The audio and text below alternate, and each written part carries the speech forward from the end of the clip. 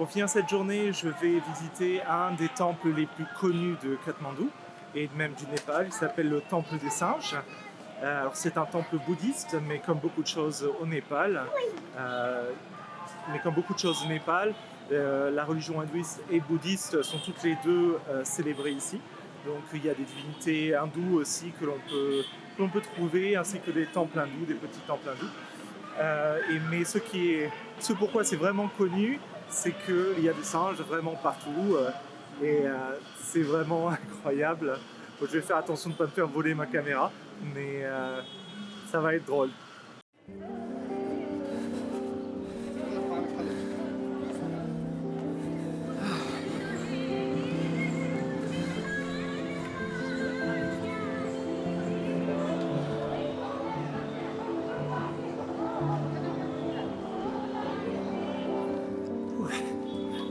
Donc pour arriver au temple lui-même, il faut grimper un escalier où il y a plus de 300 marches. Ça te tue le souffle,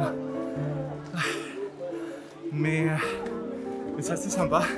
Il y a plein de statues de dieux et de petites stupas aussi, ainsi que beaucoup de vendeurs qui essaient de te refiler des drapeaux de prière, des bols, ce genre de choses.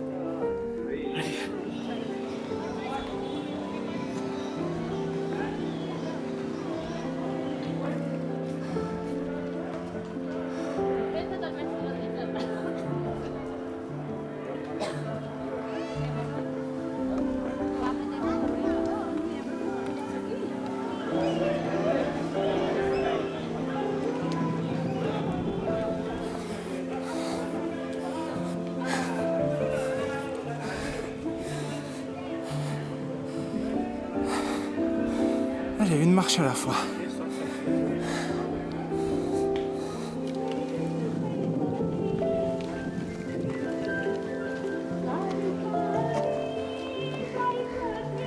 J'ai enfin atteint le sommet, juste avant le coucher de soleil.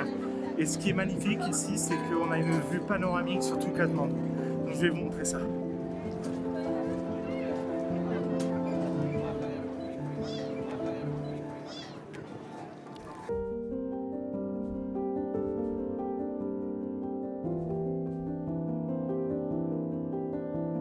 Swayambhu Nath, également connu sous le nom du Temple des Singes, est l'un des sites religieux les plus anciens et les plus vénérés du Népal. Selon le Swayambhu Purana, toute la vallée de Katmandou était autrefois remplie d'un immense lac.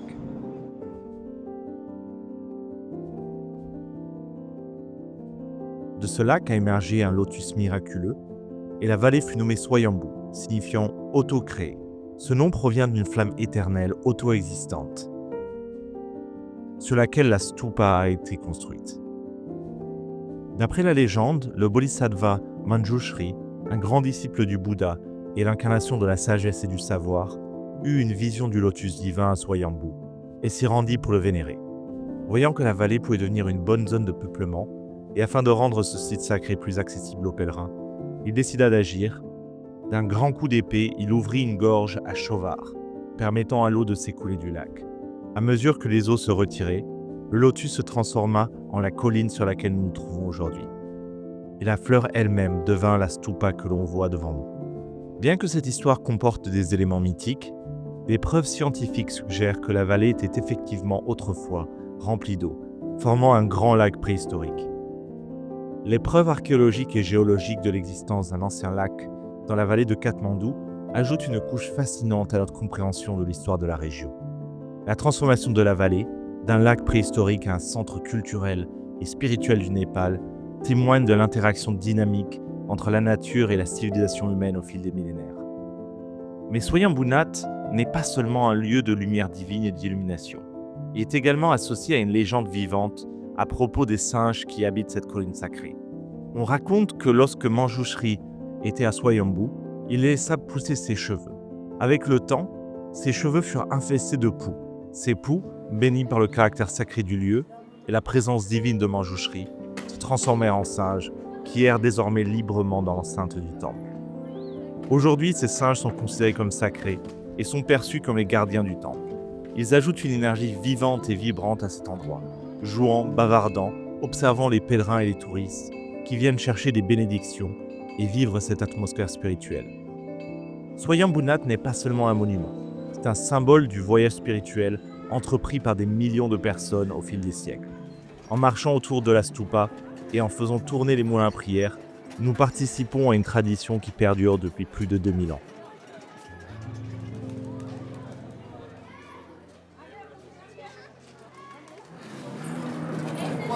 J'ai pas vu énormément de singes, mais c'est parce qu'il y a beaucoup de gens au sommet et donc je pense que les singes n'aiment pas avoir autant de personnes autour d'eux, ça les dérange, donc ils partent un petit peu pendant la journée et reviennent le soir.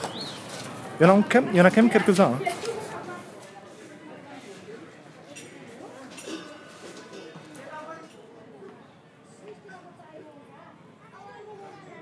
Donc cette pierre, c'est une représentation du dieu Agni, qui est le dieu du feu. Je sais pas trop pourquoi est-ce qu'il est à même le sol, mais il doit y avoir une raison. Alors que la nuit commençait à tomber au Temple des Singes, ici à Katmandou, le lieu s'animait d'une manière différente. De plus en plus de personnes arrivaient, allumant des lampes à beurre et offrant des prières. C'était si apaisant d'assister à leur dévotion, entouré par le son des cloches et des chants. Il y a quelque chose de vraiment spécial à être dans cet espace sacré, à observer les habitants pratiquer leurs rituels, offrant ainsi un aperçu du cœur de leur culture.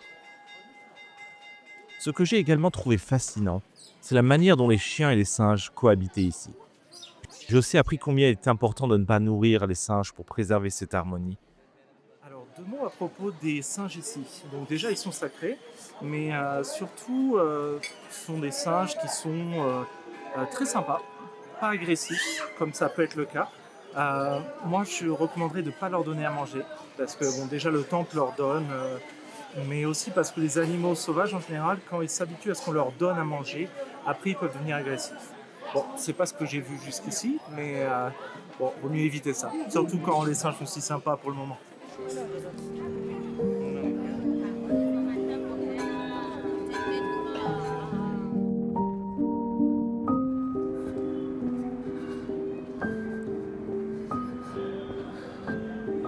En explorant davantage les terrains du temple, j'ai découvert de plus petits stupas, sanctuaires et temples disséminés dans tout le complexe. Il y avait également des constructions plus récentes, comme l'étang de la paix mondiale, qui sert de représentation symbolique à la paix et l'harmonie.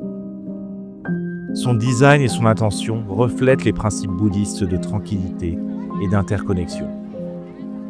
Les visiteurs lancent souvent des pièces dans l'étang, en essayant de les faire atterrir sur une petite statue d'une divinité au centre, ce qui est censé apporter chance et bénédiction.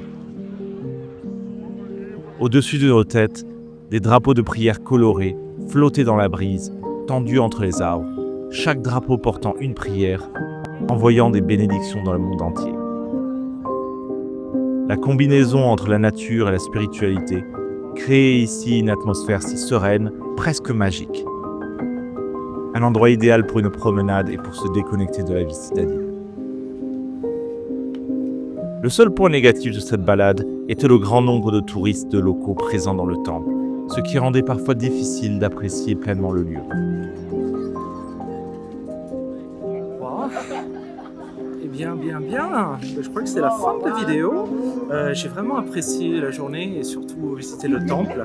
Surtout maintenant que la nuit est tombée, il y a tous les singes qui reviennent et qui se groupent ensemble, qui commencent à aller dormir et on a des scènes incroyables. On a l'impression, ils ont l'air tellement humains dans certaines de leurs réactions.